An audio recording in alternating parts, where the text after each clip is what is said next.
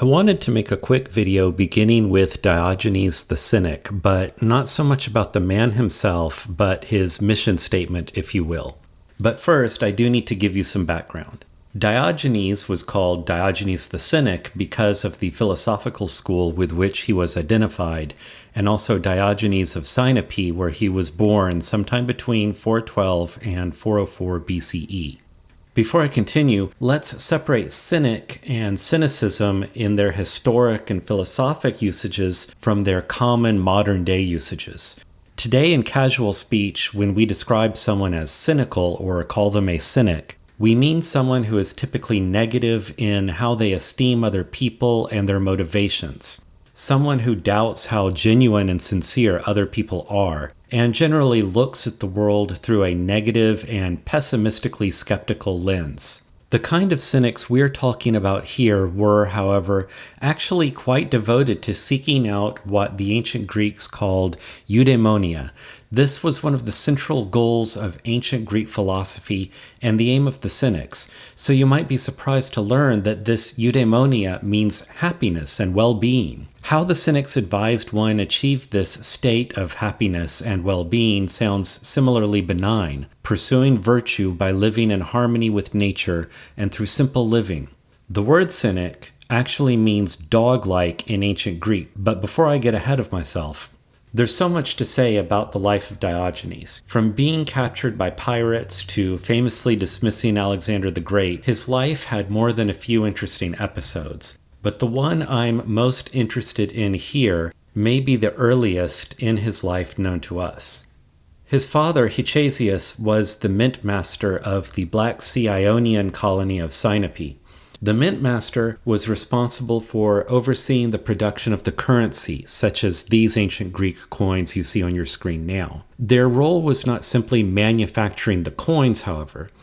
As the chief guarantor that the city-state's currency was worth what it claimed to be worth, the mint master had an important role in maintaining the stability of society and the colony's economy by ensuring that the value of the coins was trustworthy and stable. Public trust in the value of the legally sanctioned currency is so important that throughout time, devaluing currency, either through strategic counterfeiting or outright destroying the currency, has been weaponized in warfare. And that's what was happening in Cynipe as Persian and Greek factions battled for control of the colony. Archaeological discoveries have uncovered large numbers of coins from Cynipe that had been smashed with a large chisel.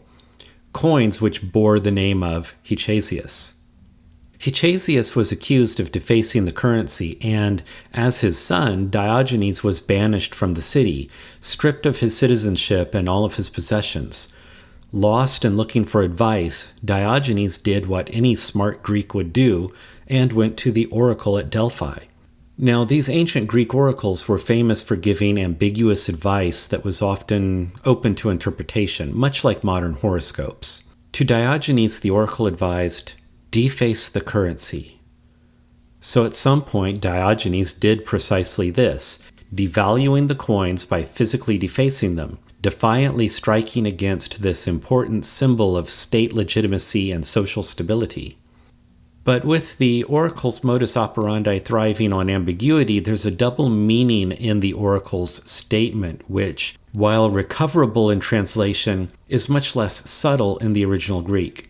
On the one hand, the word nomisma does mean coins and currency, those things that are accepted for financial value. On the other hand, it can also mean accepted values of a different kind. The values, customs, and morals accepted by society, what we might call social currency. A looser translation then might be to devalue the values.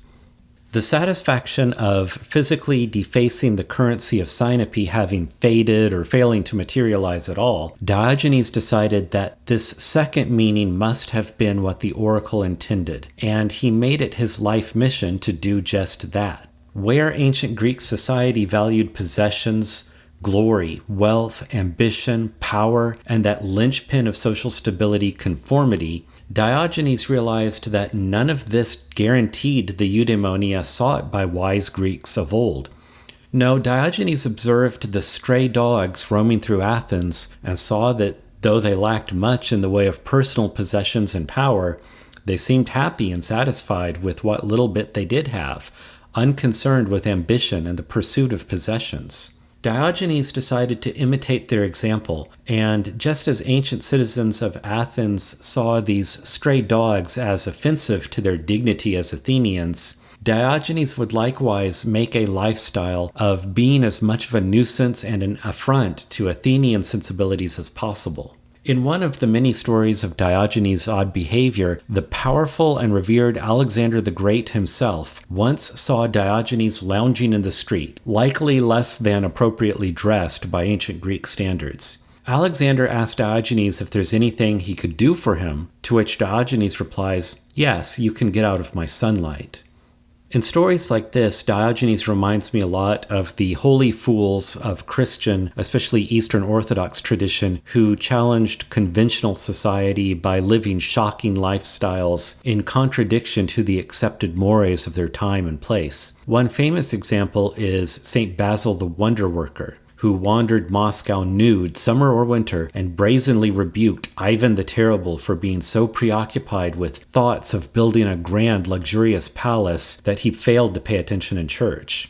Another story in the life of Diogenes has him wandering through the marketplace, the center of ancient Greek city life, with a lantern in the middle of the day, saying he was looking for a man, by which Diogenes insinuated that the irrational beliefs and unethical behavior of those he found around him left them unqualified as humans. If this story sounds familiar to readers of more recent philosophy, that's because Nietzsche borrowed this story for his famous Madman in the Marketplace, who wandered around shouting, "I am looking for God," to which those around him respond in sarcasm and laughter. Finally, the madman throws his lantern to the ground and cries what is, unfortunately, Nietzsche's most famous and most misunderstood quote, "God is dead." A whole video could be devoted to what exactly this phrase really meant to Nietzsche, but I want to cut to the chase, so I'll just point out that Nietzsche's statement need not be interpreted theologically, and Nietzsche likely chose the "God is dead" phrase because it was already extant in established German philosophy, with Hegel already using it to refer to the profound shift in European social and moral and political thought occurring with the rise of secularism and humanist education. It's a shame that the value of what Nietzsche is getting at, the value even for believers, has been lost over the decades as commentators such as Jordan B. Peterson get so bogged down in what they think Nietzsche is saying, as if Nietzsche were making some triumphant decree of the victory of atheism, that they rob us of this great insight and urgent admonition Nietzsche actually had in mind. Indeed, anything Nietzsche said is multifaceted, but this metaphorical Diogenes running through a modern European marketplace looking for God isn't celebrating anything, but is trying to warn us of the responsibility that comes when we find social and moral certainties shifting underneath us. Whether it be the role of organized religion or a political ideology or some other institution to which we've looked for identity, guidance, security, when we've lost our ability to depend on ready-made answers to large questions like what should we value, and by extension, how can we live a life of value, we need to be prepared to accept responsibility for what replaces it.